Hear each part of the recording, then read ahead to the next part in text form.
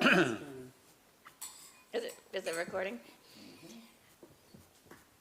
Miss the old lady story. Okay, we have Mom and Dad, Robert and Janice Lehman here, to tell us a little bit about their lives. I know we've taped you before, but I don't know if we've ever done it with video. Anyways, yeah, we have done it with video. I remember we did it with video. Yeah.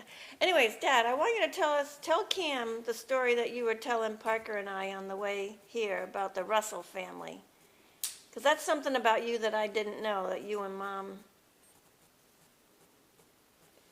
did. That's Papa's cup. Move the red cup. Oh, okay. It's still right in front of you. Excellent. I was given the assignment of home teaching a family by the name of Russell. Peggy Russell was the mother, Arthur Russell was the father, and they had 10 children. Tell them where they lived. And the only responsibility we had as a church, in a sense, as far as programs go, was to a young lady that lived there, whom I can't remember her name, but she was 9 years old, 8 or 9 years old, and staying with a family, which family was baptized, and she was baptized along with the family, which she shouldn't have been, but she was. So we had the responsibility of her, and because of that, we had the responsibility of the rest of the family. And it was an interesting experience dealing with these folks. Uneducated, grateful in the sense for some things, and then ungrateful for others. I don't know just where to start. There's a story that goes everywhere here, but we'll take Judy, and I remember her name. I had been going there on a regular basis for some months, and they started to talk about this Judy. And I didn't know who Judy was, and she said, "Oh, that's our daughter. She's in the hospital." And I asked how long she had been in the hospital, and she said, "Oh, it's about a year." And I says, "When was the last time you seen her?" And she says, "When she was admitted to the hospital." So I took it on myself to go down and see her at the hospital, whom she didn't know me. And I talked with the doctor, and the doctor indicated, she said that this child will never walk again unless somebody shows some love towards her. And no one has been to see her in a year. And so I told the doctor, I says, I will come down once a week, Sunday afternoon, and see if that does any good. And I did. And Graham's come down with me sometimes when she could. And on her birthday, Graham's always put a good party together, and we'd go down and have a birthday party at the hospital. And she did. She started to respond to some of her treatment, and she was released from the hospital. And the doctor told me upon her release, he said, if somebody doesn't show an interest in this child and go to the home on occasion, she'll never wear the braces that she needs to wear to correct her legs and her back alignment. And I said, well, I'll stop by when I can. And the first time I stopped by, was probably a week after she was released from the hospital. I drove up, and there she was out playing with the other kids and no braces on her back or her legs, until I got out of my truck, and when she seen me, she immediately ran in the house, put on her braces, and come back out to play. And I kept close contact with this family for probably a year, maybe 2 years. And but the father was A drunk. he was an alcoholic. Yes, there's no question about it. And Graham's put together a Thanksgiving dinner for him, and John Krupa, I want to mention him because he was always very grateful during the holiday season. He would give bonuses to his workers, and also they always got a turkey. And he would always call me up, you know, he'd say, I got 4 or 5 turkeys left, Bob, can you get rid of them for me? And I would do that. And so we took a complete dinner down to Peggy Russell, everything that you could possibly have for Thanksgiving dinner. And we duplicated that for Christmas. And Grams and I took it down there. And Peggy was so happy and grateful for it. She says, oh, Arthur, come and see what they've done, see what they've brought us. Oh, Arthur, please come here. Arthur comes there, and I can still visualize him lifting up that cloth that covered this basket, and then taking his hand and slapping his forehead and says, oh, not turkey again. We bought a stroller, a carriage for the baby. They had a little Yeah. baby. My mother had an extra set of dishes. We took the to her. And I don't think they had the dishes a week. He broke them all. 2 weeks, probably. He broke them all. And the carriage was destroyed. You gotta hear about the front door. And I went there one night, and there's no front door on the house. It's a 3-tenement house, and on the front there is no door.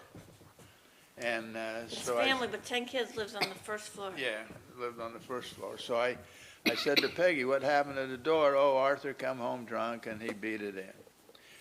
And so I told her, they had no phone, so I couldn't call them. I said, look, I'm going to get you a door, and I will be back tonight with a door.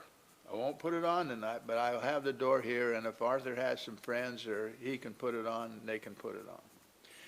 So when I come back with the door, they had a dog, and it looked like it had rabies, but it was the mange, you know, it was losing its hair, but the dog was kind of vicious, and I was scared of the dog. And so I couldn't arouse anybody in the house, and so I put the door on the porch, the front porch. And the next day after work, I come down to their place, and I don't see any door, and it's not put on. The opening of the door is still the same. And so I aroused Peggy enough where she came to the front door because I was afraid of going in the back because of the dog. And I said, Peggy, where's the door? Oh, the door, yeah. You brought that down. I said, yeah, I told you I was coming down with it, but I said the dog scared me and I was afraid to come in. She said, I couldn't figure out what it was for, so Arthur took it and put it over a pothole in the driveway. And they were driving over the door. They don't have a door on the front door. That is about the time that we gave up. Yeah, it was getting close to the time that, Because we weren't helping them. They were. well, that's what I said, but I was telling Tammy and Parker, you know, there were other incidents. I mean, when they didn't have any heat, coldest night of the winter, and I had to go see Bishop Roberts. Well, I went to the gas company first, and to Bishop Robertson, had to get the money, you know, a check from Bishop Robertson to give the gas company so they would turn on the heat that night. And they had a baby. Yeah, they had a baby. But the part that still kind of haunts me is I looked after this family probably for 2 years, and which Graham was probably correct. I didn't really help them. I brought food for them. I bought clothing. Graham's would get good clothing from members of the church whose kids had outgrew them, and we took a lot of stuff down there. And they moved, and I told the bishop at that time, I said, probably a good time for me to release them from my efforts and let somebody else see what they can do, because I said, I don't think I've really helped them. And probably 3 or 4 months later, I'm driving through a side street in Pawtucket, and I ran into Tony. Tony was a boy probably 10, 11, 12 years old, and he was down begging the gas company the night that it was really cold and the gas was turned off to turn the gas on. And when I went down there, and this guy said, he said, you know, he said, this man is just eating at, this boy is just eating at my heart. And I don't know what to do. He said, if I was to turn that gas, have someone turn the gas on, he said, I'd be without a job in the morning. And I said, okay, I'll get the money. So I went and seen the bishop, and he sent me down to Monte Solander, and I got a check, and I went down and I turned the gas on. But this Tony, 3 or 4 months after, you know, I hadn't gone to the house anymore, I'm driving through Pawtucket, and I passed Tony on the street. And he recognized me in my truck. And I didn't stop. And to this day, I wish that I had. And I looked in the rearview mirror, and I can still see his image watching me as I drove away. I might have to answer for that someday, but I did it. And I wish that I could do that over again, because I'd have stopped. But that was an interesting family, to say the least. Yeah. But, I mean, all these, I never knew, because I asked them, how old was I that you're going every Sunday to visit this little girl, and I don't even know it? You know? But I must have been old enough to babysit. Somebody babysat. We didn't get that many babysitters, so. Bishop Robertson, so you can put it in a few-year period. Well, he was bishop when I was 8, but I don't know, how long was he bishop? 5 years? Yeah, 4 or 5 years. Okay, I suppose when I was like, yeah, 12. Could really know if we knew when the Solanders were here, because he was hired to straighten out the United Transit Authority. And he was here for a couple of years. So, yeah, you were probably, Oh, 12. yeah. Yeah, you had to be old enough, because we never got, I don't ever remember getting a babysitter when we went down to the hospital. Do you? No, No. we had very few babysitters. Oh, yeah. Yeah, once she became 13. And then I'd always take Rebecca with me, because I figured Augie could watch himself. Augie was always easy. And then it was, you know, Nicole and Michael. And I took Rebecca, so you wouldn't have too many. Yeah. So tell us a story about when we did the temple work for Jimmy. Yeah, that's very interesting. But I think first, if anyone else is going to listen to this other than you kind of have to realize the whole story with Dad.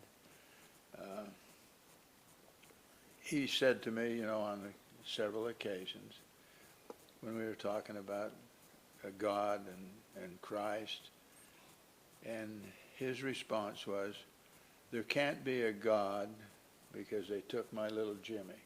And I can understand that. I can understand that. And he always confessed to be an atheist.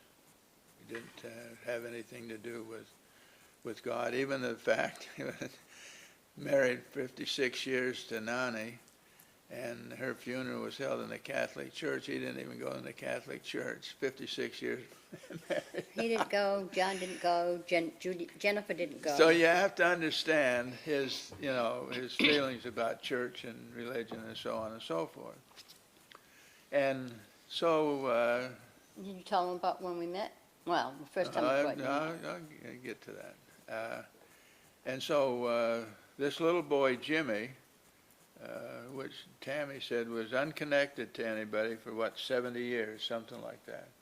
Because he was killed by a car 7 years or 8 years before Grams was even born. And now getting back to and I tell people now that I was introduced to Grams by her dead brother. And you know, you kind of think that's what's kind of strange and odd.